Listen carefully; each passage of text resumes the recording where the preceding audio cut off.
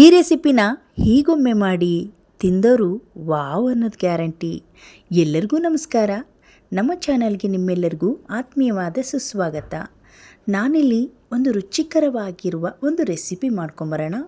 ಇದಕ್ಕೆ ಬೇಕಾಗುವ ಸಾಮಗ್ರಿಗಳು: 1 ಚಮಚ ಸೋಂಪು ಕಾಳು, ಅರ್ಧ ಚಮಚ ಕಾಳುಮೆಣಸು, 1 ಪೀಸ್ ಚಕ್ಕೆ, 3 ರಿಂದ 4 ಲವಂಗ, 1 ಏಲಕ್ಕಿ, 1 ಚಮಚದಷ್ಟು ಜೀರಿಗೆಯನ್ನು ತಗೊಂಡಿದ್ದೀನಿ.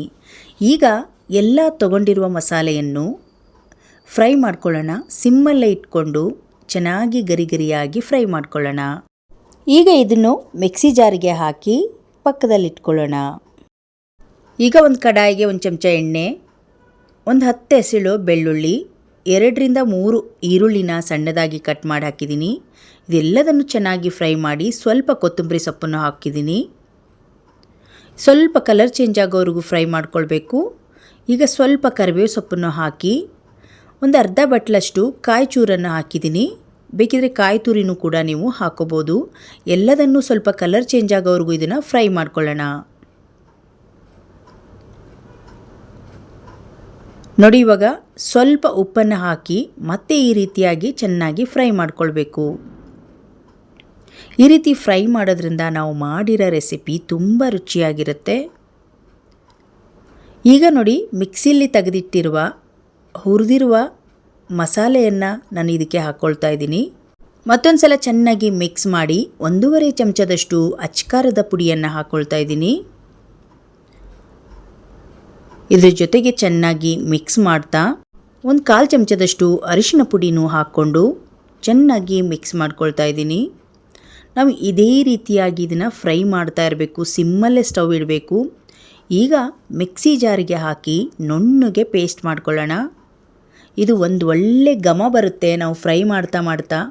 ಆವಾಗ ಇದನ್ನು ನಾವು ಸ್ಟವನ್ನು ಆಫ್ ಮಾಡಿಬಿಟ್ಟು ಸ್ವಲ್ಪ ತಣ್ಣಗಾದ ಮೇಲೆ ನಾವು ಇದನ್ನು ಮಿಕ್ಸಿ ಜಾರಿಗೆ ಹಾಕಿ ನುಣ್ಣಗೆ ಪೇಸ್ಟ್ ಮಾಡ್ಕೊಳ್ಬೇಕು. ಅದನ್ನು ನೋಡಿ, ಇವಾಗ ಮಿಕ್ಸಿಯಲ್ಲಿ ರುಬ್ಬಿ ಮಸಾಲ ರೆಡಿ ಇದೆ. ಈ ರೀತಿಯಾಗಿ ನುಣ್ಣಗೆ ಪೇಸ್ಟ್ ರೆಡಿ ಇದೆ ನೋಡಿ. ಈಗ ಒಂದು ಪಾತ್ರೆ ಇಟ್ಕೊಂಡಿದ್ದೀನಿ. ಇದಕ್ಕೆ 2 ರಿಂದ 3 ಚಮಚ ಎಣ್ಣೆ ಹಾಕಿದ್ದೀನಿ. ಸ್ವಲ್ಪ ಸಾಸಿವೆ, ಜೀರಿಗೆ ಹಾಕಿದ್ದೀನಿ. 3 ಹಸಿಮೆಣಸಿನ್ಕಾಯಿ, ಸ್ವಲ್ಪ ಕರಿಬೇವು ಸೊಪ್ಪನ್ನು ಹಾಕಿ 1 ಈರುಳ್ಳಿನ ಉದ್ದಕ್ಕೆ ಕಟ್ ಮಾಡಿ ಹಾಕಿ ಚೆನ್ನಾಗಿ ಫ್ರೈ ಮಾಡ್ಕೊಳ್ಳೋಣ. ಈಗ ಇದಕ್ಕೆ 1 ಟೊಮೊಟೊನ ಸಣ್ಣದಾಗಿ ಕಟ್ ಮಾಡಿ ಹಾಕ್ಕೊಳ್ತಾ ಇದ್ದೀನಿ. ಎಲ್ಲದನ್ನು ಚೆನ್ನಾಗಿ ಮಿಕ್ಸ್ ಮಾಡಿ ಸ್ವಲ್ಪ ಕಲರ್ ಚೇಂಜ್ ಆಗಬೇಕು. ಈಗ ನಾನು ಬದನೆಕಾಯಿ ಹಾಕ್ಕೊಳ್ತಾ ಇದ್ದೀನಿ.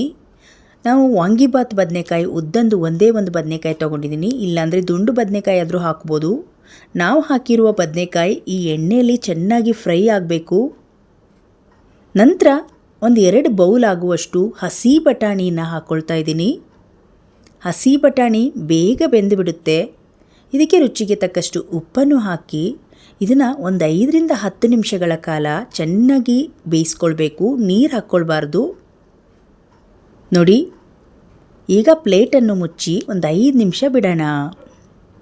ಈಗ ನೋಡಿ, 5 ನಿಮಿಷ ಆದಮೇಲೆ ಓಪನ್ ಮಾಡ್ತಾ ಇದ್ದೀನಿ. ಇವಾಗ ಬಟಾಣಿ ಹಾಕಿರೋ ಬದನೆಕಾಯಿ ಎಲ್ಲ ಚೆನ್ನಾಗಿ ಬೆಂದಿದೆ. ಹಸಿ ಬಟಾಣಿ ಬೇಗ ಬೆಂದ್ಬಿಡುತ್ತೆ.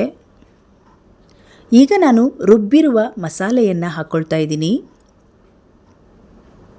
ನೋಡಿ, ಇವಾಗ ಮಸಾಲೆ ಎಲ್ಲ ಚೆನ್ನಾಗಿ ಹಸಿ ಅಂಶ ಹೋಗೋವರೆಗೂ ಚೆನ್ನಾಗಿ ಫ್ರೈ ಮಾಡಿ ನಮಗೆ ಎಷ್ಟು ನೀರು ಬೇಕಾಗುತ್ತೋ ಗ್ರೇವಿಗೆ ಅಷ್ಟು ನೀರು ಹಾಕ್ಕೊಳ್ತಾ ಇದ್ದೀನಿ. ನಾವಿದನ್ನು ಅನ್ನಕ್ಕಾದರೂ ಗಟ್ಟಿ ಮಾಡ್ಕೊಳ್ಬೋದು, ಇಲ್ಲಾಂದರೆ ಸ್ವಲ್ಪ ತೆಳುವಾದರೂ ಸಾಂಬಾರು ಟೈಪ್ ಆದರೂ ಮಾಡ್ಕೊಳ್ಬೋದು. ಈ ರೆಸಿಪಿ ಸ್ವಲ್ಪ ಗಟ್ಟಿಯಾಗಿದ್ದರೆ ತುಂಬ ರುಚಿಕರವಾಗಿರುತ್ತೆ. ನೋಡಿ, ನಾನು ಈ ಹದದಲ್ಲಿ ಮಾಡಿದ್ದೀನಿ.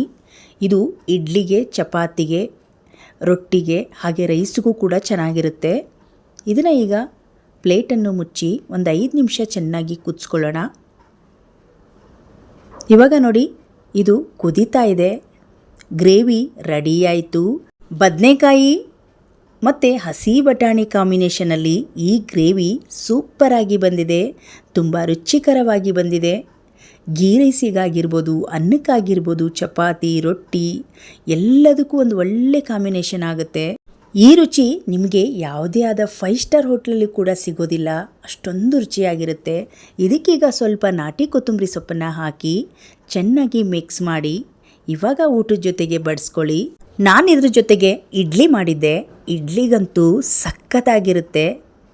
ಇಡ್ಲಿ ಜೊತೆಗಂತೂ ಈ ಗ್ರೇವಿನ ಹಾಕ್ಕೊಂಡು ತಿಂತಾ ಇದ್ದರೆ ಬೊಂಬಾಟ್ ರುಚಿ. ಒಮ್ಮೆ ಈ ರೀತಿಯಾಗಿ ನೀವು ಕೂಡ ಟ್ರೈ ಮಾಡಿ, ನಿಮ್ಮೆಲ್ಲರಿಗೂ ಇಷ್ಟ ಆಗುತ್ತೆ.